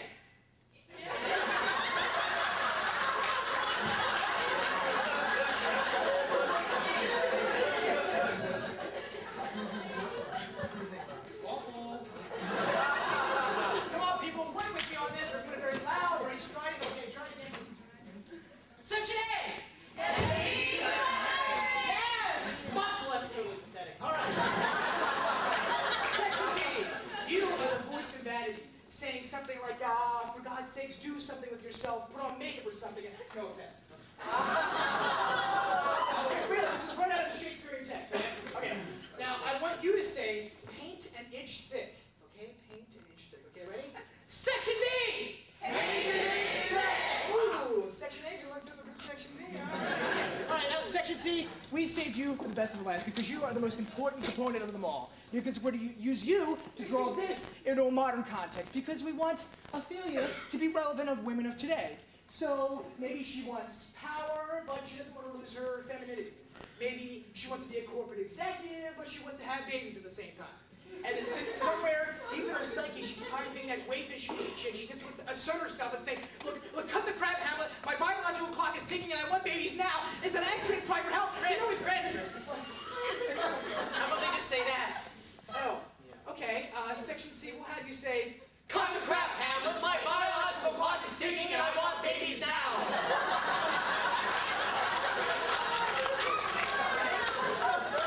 Section C.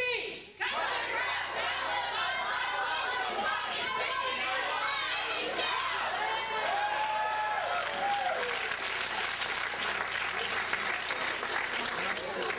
Francois. We're going to get all these elements into play here. The id, the ego, o'clock. Maybe, maybe not. Right.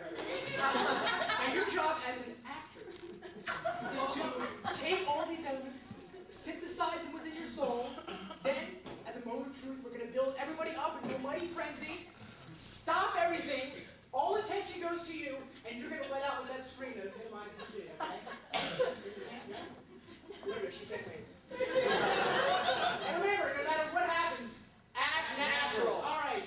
Start with the ego. All right. Come on. Get set. Go. Go. Go. Go. Woo! Okay, in, arms up. Ready? All right. Section A. Section C.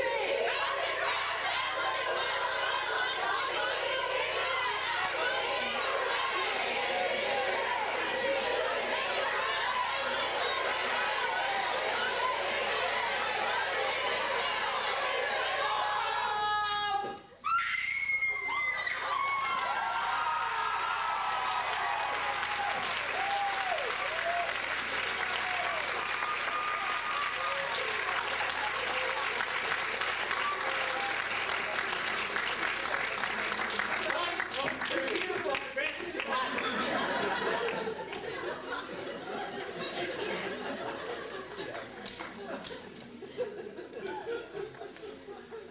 Woo! We really shared something special there, didn't we? But we do digress. Back to Hamlet, Act 3, Scene 2.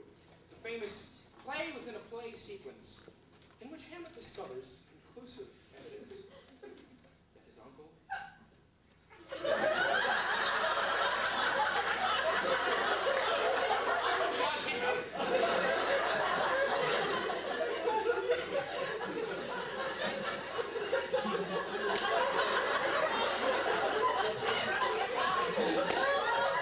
It was a nice touch, though.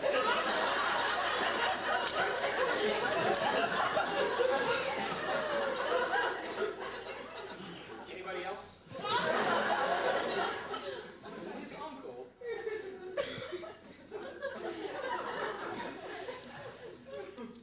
Mother. His father.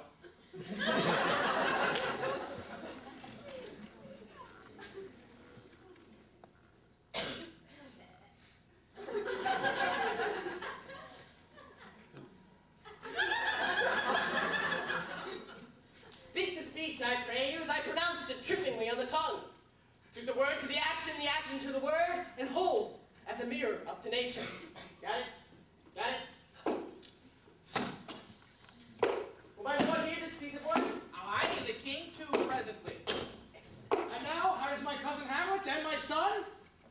Little more than kin and a little less than kind, I have nothing with this answer, Hamlet. These words are not mine. Take a seat, my lord. All right.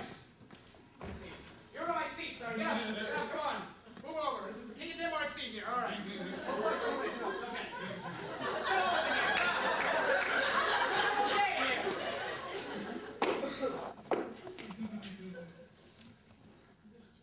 The Royal Theatre of Denmark is proud to present the mother of Gonzago. My lord, Act 1.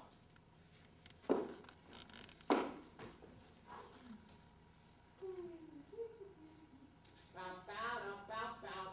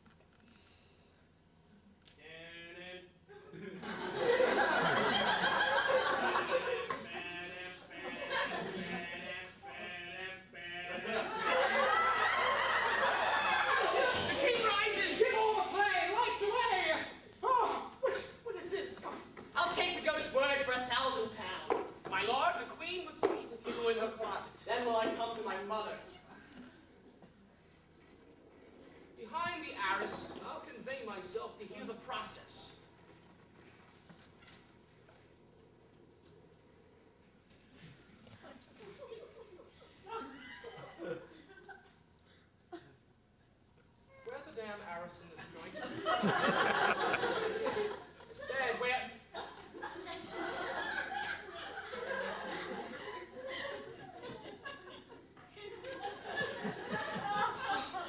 How now, mother? What's the matter? Hamlet, thou hast thy father much offended. Thou hast my father much offended.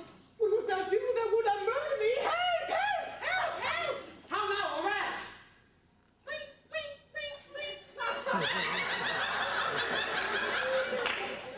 Dead for a ducat, dead. Now, Hamlet, where's Polonius? Supper. At supper where? Not where he eats, but where he is eaten. You can get back in your chair, young man. You can go back in your chair. It's okay.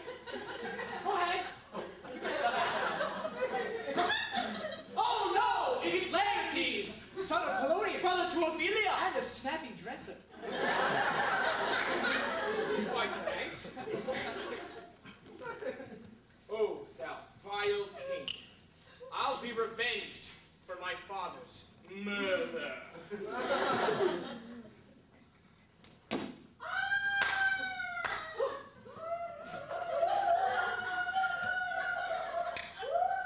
What noise is this? Dear maid? Kind sister? Sweet Ophelia! Born and barefaced on the beer, with the hey-na-na-hey-noddies, and beating his grave, bring many a tear, with the hey-na-na-noddy and a ha-cha-cha. Would you? Yes, you are. Not too tight, not too tight. Sorry, okay. Fare ye well, my dove. I'm out of my tiny little mind. See, this is... Okay. Too, okay? It's room for you, Rosemary, for remembrance, and I would have given you all vials, except they withered all with my fire, but they died. Oh,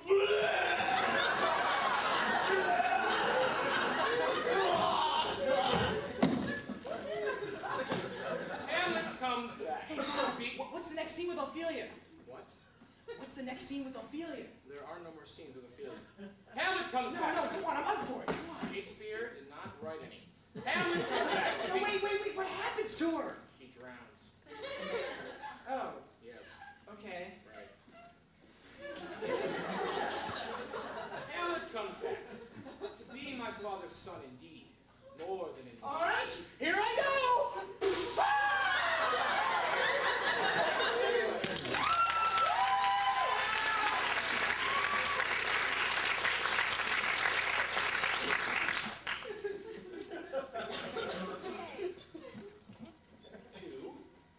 Cut his throat in the church.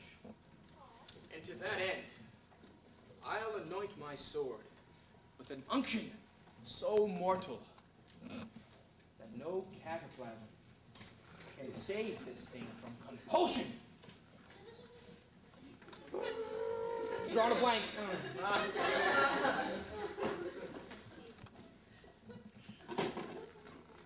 Alas, poor Yorick. I knew him. But soft, here comes the queen.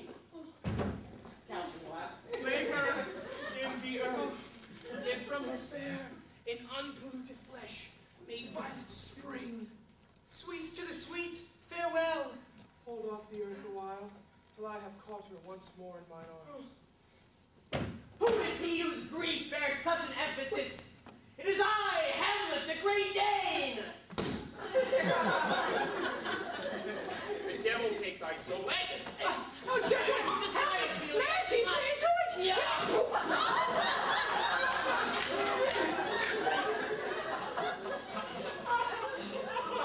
I will fight with him until my eyelids no longer wag. The cats will meow. The dogs will have their day. Give us the foils. Come, one for me. Now be careful, those are sharp.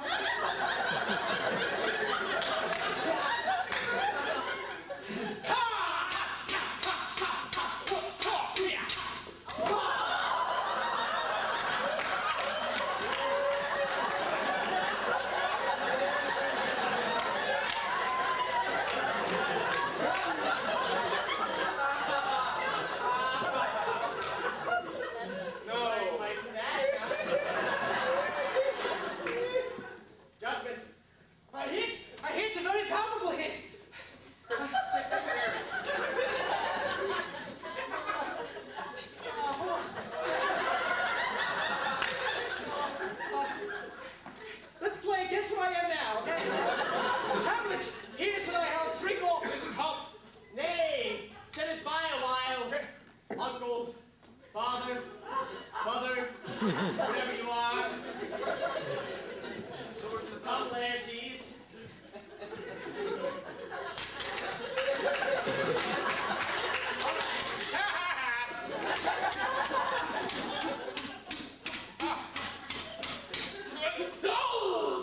Another hit, what say you? A touch, I do confess.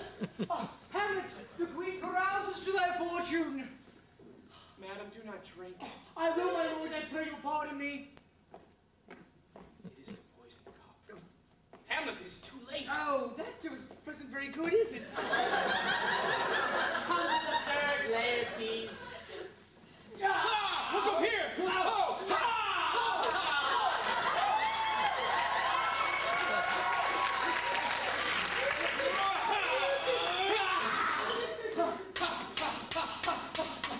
Mine's wooden, yours is plastic.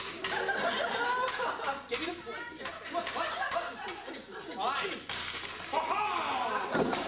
Laertes! Yo! Que você, tupe, cameole, guitarre!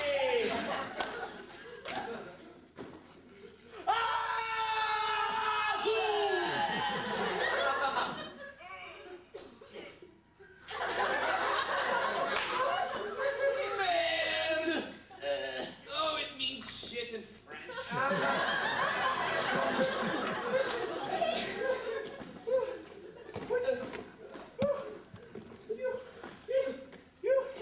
How does the queen? She seems to see you bleed. Oh, the drink! The drink! I have poisoned bread!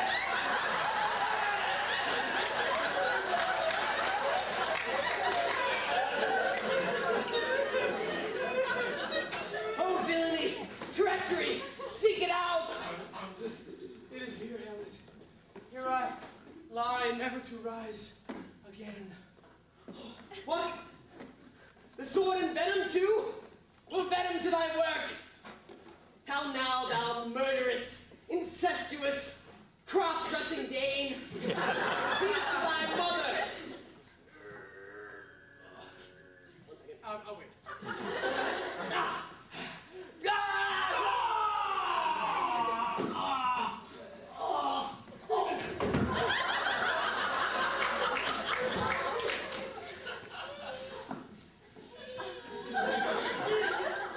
Forgive me, Hamlet. I am bathed in mine own treachery.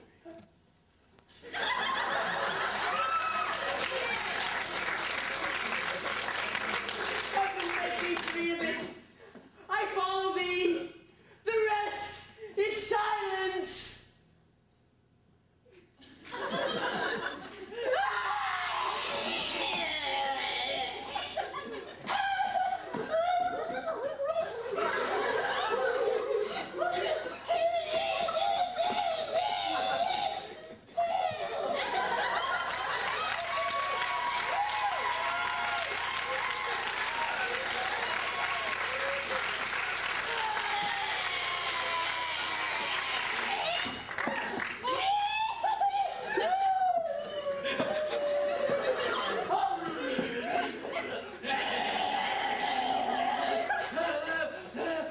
I'll never let go!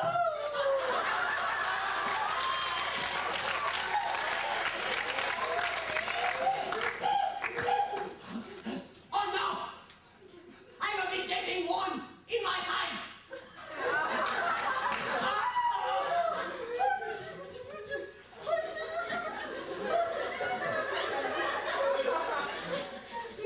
Pretty big lightheaded. I think it's time to...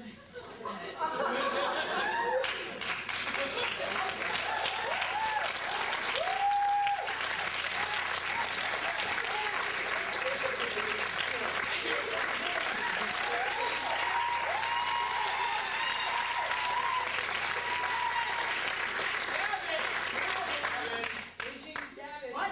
Come on up. Oh, he's getting into character now. Yeah.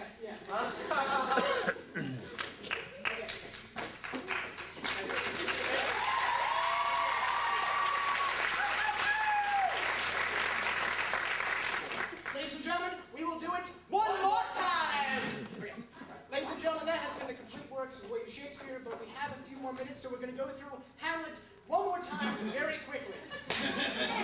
I'd just like to make a brief announcement because we have some children in the audience. You've seen a lot of swords being used here, a lot of props flying back and forth.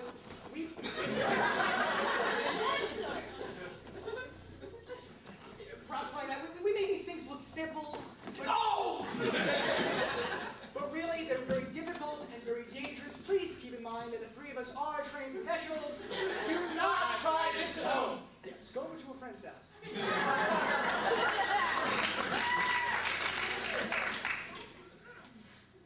Oh, did this too solid flesh would melt? My lord, I think I saw your father yesternight. Will the night will come? Ah, me! Something is rotten in the state of Denmark! It's my murder! My lord, this is strange. There are more things in heaven and earth, Horatio, so piss off! To be or not to be, that is... Get thee to a nunnery! Speak the speech, I pray you, as I pronounced it trippingly on the tongue. Give all a play. I'll take the ghost word for £1,000. How now, mother, what's the matter? That would have murdered me! Hey! How now, a rat? Dead for a ducat, dead! Now, Hamlet, where's my father? Supper! Where? Dead!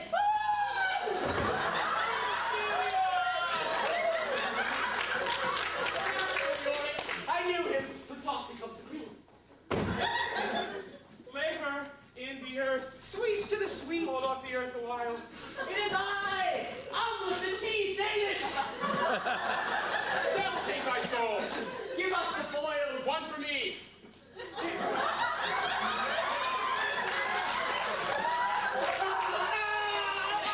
slain by a shark. I am poisoned! I follow thee! The rest is science!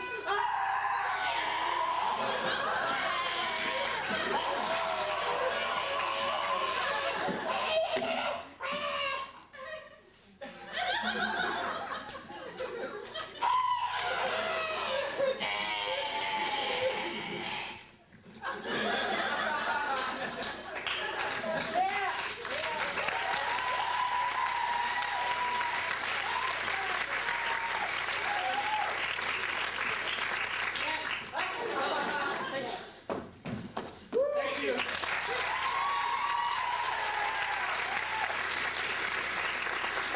All right, ladies and gentlemen, we're going to do it one more time.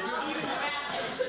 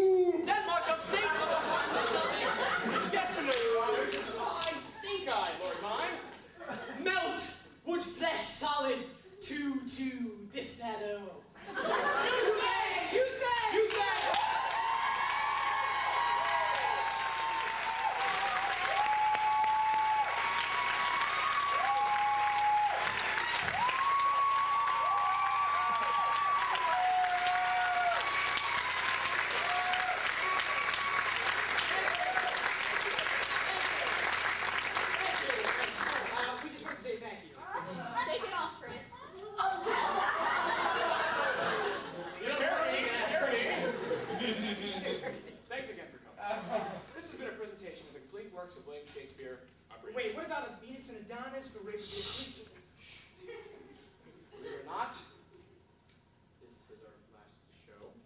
So, if you enjoyed it, tell your friends. If you didn't, tell your enemies. Wait, what about the Passionate Pilgrim, the Letters Will you from the shut Devil, up? the Phoenix and the Get- Journal? Thanks again for coming. I'm Bob. I'm Gavin. I'm Chris, And we love our Willie!